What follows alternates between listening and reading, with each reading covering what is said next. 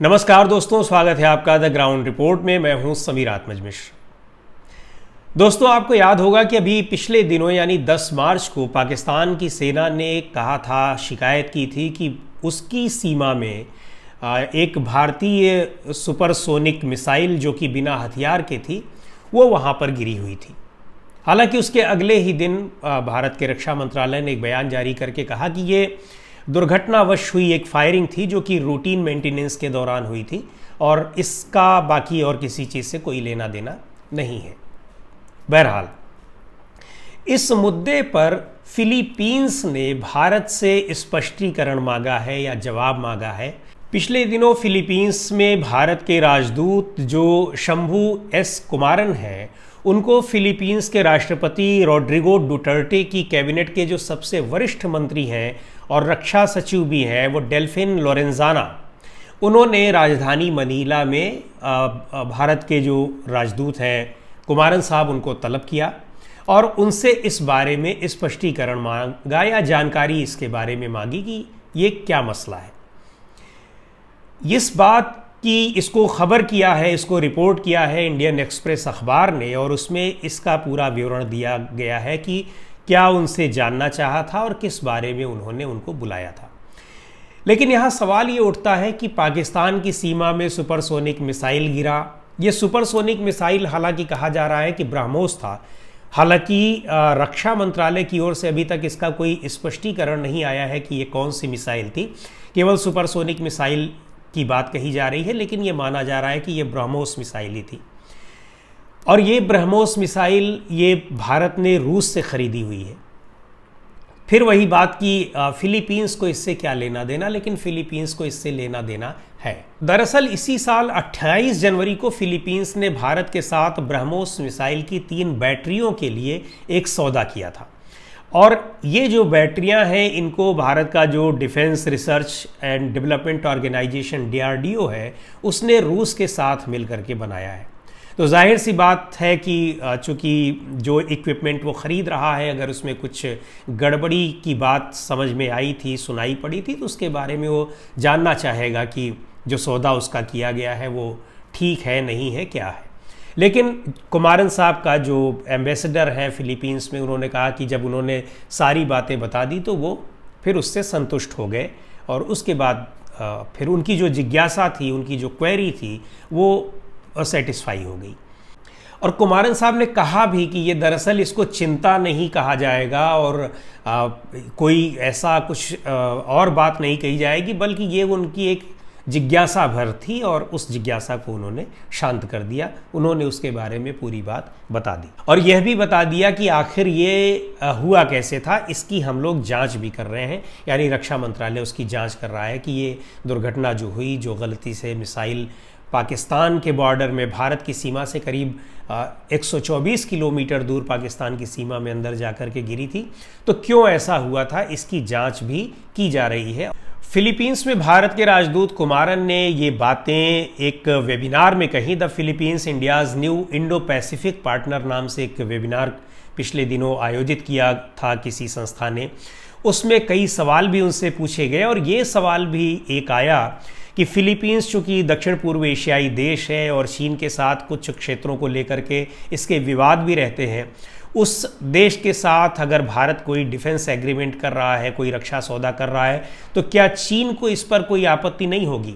कुमारन ने इसके बारे में कहा कि चूँकि फिलीपींस जो ब्रह्मोस मिसाइल का उसने सौदा किया है भारत के साथ, जिसको भारत उनको दे रहा है, तो वो उसने अपनी आत्मरक्षा के लिए किया है और ये उसका अपना फैसला है। एक संप्रभु देश है और उसने भारत के साथ ये कोई चीज़ मांग रहा है, कोई इक्विपमेंट मांग रहा है, कोई वेपन मांग रहा है, हथियार मांग रहा है, तो उसमें किसी देश को आपत्ति नहीं होनी चाहिए।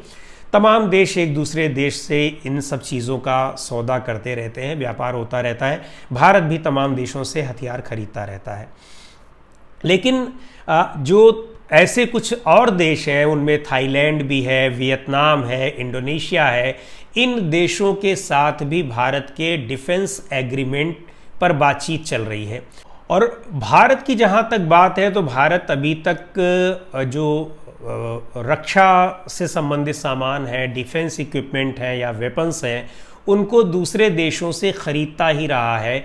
निर्यात अभी तक उसने नहीं किया है, लेकिन अब वो धीरे धीरे निर्यात की दिशा में भी आगे बढ़ रहा है और $37 करोड़ का ये जो सौदा है ब्रह्मोस मिसाइल का, उसके कुछ पार्ट्स का, कुछ बैटरीज़ का, वो बड़ा अहम माना जा रहा है। और इसके बाद ये भी कहा जा रहा है कि कुछ और देश, जिनमें वियतनाम है, थाईलैंड है, इंडोनेशिया है, ये लोग भी भारत के साथ रक्षा सौदा करना चाह रहे हैं। उन लोगों ने भी इच्छा जताई है और हो सकता है कि आने वाले दिनों में उनके साथ भी इस तरह की कोई डील हो जाए।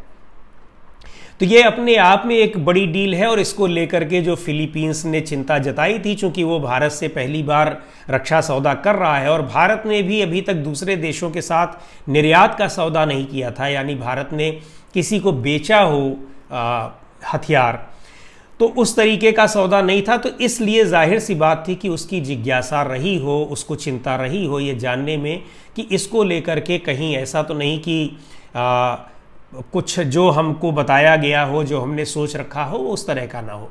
लेकिन कुमारन ने इस बात को स्पष्ट कर दिया कि उनकी जो जिज्ञासा थी वो शांत हो गई। उनको बता दिया गया कि आपने जो सौदा किया है वो बिल्कुल ठीक है और बिल्कुल वही चीज़ है जिसके लिए आपने एग्रीमेंट कर रखा है।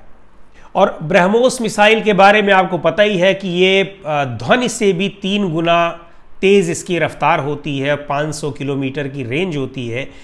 और हालांकि जो फिलीपींस को दिया जा रहा है उसकी रेंज ये 290 किलोमीटर है और ये इसलिए है क्योंकि मिसाइल टेक्नोलॉजी कंट्रोल रिजीम के तहत मिसाइल की रेंज को 300 किलोमीटर तक रखने की ही अनुमति है।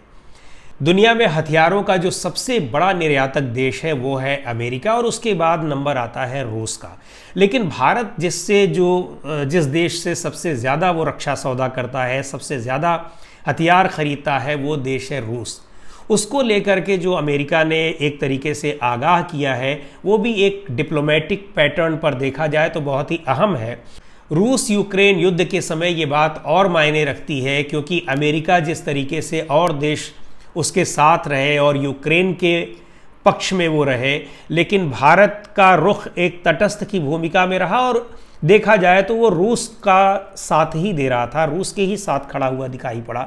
हालांकि जो वहाँ पर कुछ नरसंहार जैसी स्थितियाँ हैं उसका भारत ने बहुत ही कड़ा प्रतिवाद भी किया है, लेकिन इस पूरे मामले में अगर देखा जाए तो भारत ने तटस्थता की नीति अपनाई है और एक तरीके से रूस जो पुराना मित्र है उसके साथ वो मित्रवत खड़ा रहा है। इन सारी चीज़ों से ये जो नए डेवलपमेंट हुए हैं इनको देखते हुए अमेरिका को ये लगता है कि रूस से भारत की करीबी एक बार फिर बहुत ज़्यादा बढ़ रही है, क्योंकि पिछले दिनों अमेरिका के साथ जो ट्यूनिंग थी भारत की, ख़ास तौर पर जब से भारत में प्रधानमंत्री नरेंद्र मोदी की सरकार आई है, तो विदेश नीति जो है वो अमेरिका ओरिएंटेड काफ़ी ज़्यादा रही और अमेरिका से जो जिस तरीके के अभी तक संबंध रहे वो काफ़ी प्रगाढ़ रहे। लेकिन रूस वाले मामले में सीधे तौर पर अमेरिका का साथ न देकर के भारत ने रूस का साथ दिया है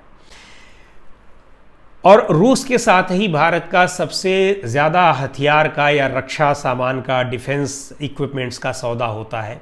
ये शुरू से होता आया है और अब तक ये बना हुआ है।